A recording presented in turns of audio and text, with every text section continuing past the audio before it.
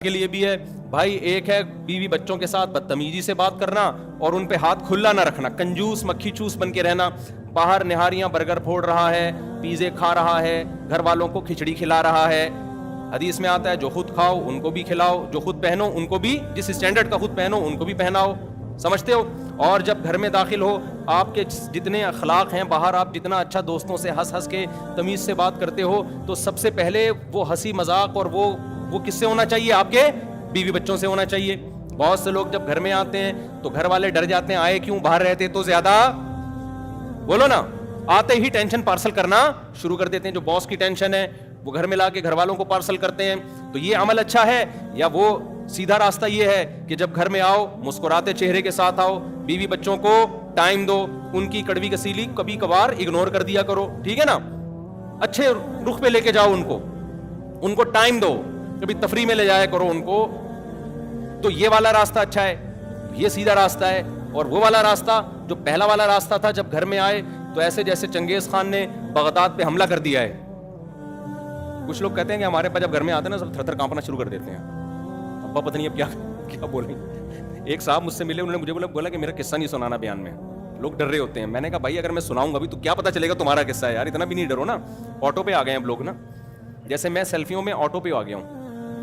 کئی دفعہ لوگ سیلفیاں لے رہے ہوتے ہیں نا, میں دے رہا ہوتا ہوں. بعض دفعہ ویسے ہی آ رہا ہوتا ہے, میں پھر بھی سیلفی اس کو دے رہا ہوتا ہوں, کیونکہ میں اس پہ ایک سیٹ ہو گیا ہوں. اب نا جو بھی آ رہا ہے منہ آگے کر کے نا, مجھے پتا ہوتا ہے سیلفی لے گا. تو بعض دفعہ نہیں بھی لے رہا ہوتا نا, میں اس کو سیلفی دے رہا ہوتا ہوں کہ بھائی تو سیلفی لے لے. تو وہ آٹومیٹک پہ ہو گیا ہوں میں. تو اب کیا ہے کہ انہوں نے کہا میرے ابا میری کوئی بات نہیں مانتے. ایسے ابا بھی ہیں مارکیٹ میں. کہہ رہے میرے دل کی کوئی چاہت ہوتی ہے نا, میں ابا سے بول نہیں سکتا, مجھے پتا ہے میں پٹوں گا. ابا بولیں گے تو نے بولا کیوں؟ تو یہاں کون غلط ہے بھائی, بولو یار. آپ نے تو گھر کا نظام وہ بنا دیا ہے بالکل ایک میدان جنگ. جیسے آفیسر حکم دیتا ہے کہ فوجیوں کو کہ اب یہ کرنا ہے, یہ کرنا ہے. فوجی کو یہ اجازت تھوڑی ہے, سر کائنڈلی میرا دل چاہ رہا ہے کہ یہ والا بم میں وہاں کے بجائے وہاں جا کے پھاڑ دوں. ٹھیک ہے, اس کو اجازت ہوتی ہے فوجیوں, ماتحت فوجیوں کو اجازت ہوتی ہے. بھائی میدان جنگ میں فوجی انتظار کرتا ہے اپنے آفیسر کے آرڈر کا, جو آرڈر ہوگا اس پہ عمل کرنا ہے. یہی ہوتا ہے نا, گھریلو ماحول تھوڑی ہوتا ہے میدان جنگ میں, اور ہونا بھی نہیں چاہیے. وہاں یہ نہیں ہوتا کہ سر آپ, میرا مشورہ یہ ہے کہ یہ جو شب برات کے لیے ہم نے پٹاخے رکھے ہوئے تھے وہ والے پٹاخے ہم کیا کریں گے, پہلے وہ والے پٹاخے چلاتے ہیں پھر سچی مچی کے چلائیں گے, پہلے ڈرانے کے لیے نا دشمن کو. وہاں مشورے نہیں چل رہے ہوتے, مشورے تو پیچھے ہوتے ہیں, اور وہ بھی آفیسرز میں ہوتے ہیں. وہ ماتحت لوگوں سے بہت کم مشورے لیے جاتے ہیں. تو اب بعض ابا ایسے ہیں, انہوں نے گھر میں ماشاء اللہ لگایا ہوا ہے.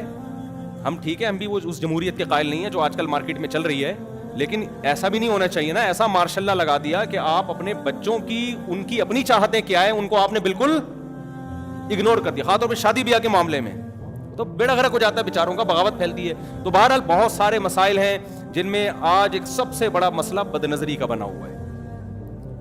بے حیائی تو اتنی پھیل رہی ہے, انٹرنیٹ پر فحش فلمیں, پھر زنا کی طرف لڑکے جا رہے ہیں. زنا کو برا سمجھنا چھوڑ دیا ہے, لڑکیاں بھی زنا کی طرف جا رہی ہیں, کیونکہ جب دیکھ رہے ہیں کہ انٹرنیٹ پر فحش فلمیں, برہنہ فلمیں دیکھ رہے ہیں کہ انہیں کوئی عذاب نہیں آ رہا ان کے اوپر. دیکھو یہ تو ایک عورت باقاعدہ اپنی فلم بناتی ہے, لاکھوں روپے کروڑوں روپے کماتی ہے, 20 مردوں سے زنا کرتی ہے, اور اس سوسائٹی میں پھر بھی اس کی عزت میں کوئی کمی بولو نہیں ہوتی, نہ کوئی خدا کا عذاب آتا ہے. تو قرآن کہہ رہا ہے لوط علیہ السلام پہ عذاب آیا, فلاں قوم پہ عذاب آیا, تو یہاں تو کچھ بھی نہیں ہو رہا.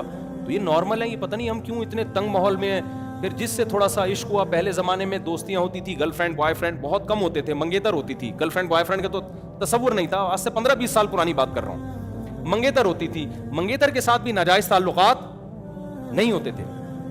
لیکن اب کیا مطلب ہے, اب تو گرل فرینڈ کا مطلب یہ سمجھا جانے لگا ہے کہ گرل فرینڈ ہے تو اس کے ساتھ فزیکل ریلیشن ہوگا.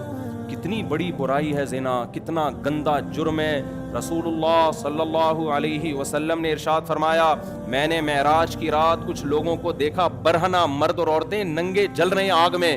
پوچھا جبریل سے یہ کون لوگ ہیں؟ جبریل نے بتایا یہ آپ کی امت کے زنا کرنے والے مرد اور زنا کرنے والی عورتیں. اتنا گندا, اتنا پلید گناہ, اور یہ کسی بھی قوم میں حلال نہیں رہا ہے. یہ تو اب جا کے دنیا نے اس کو ماڈرن ہو کے حلال کر دیا ہے.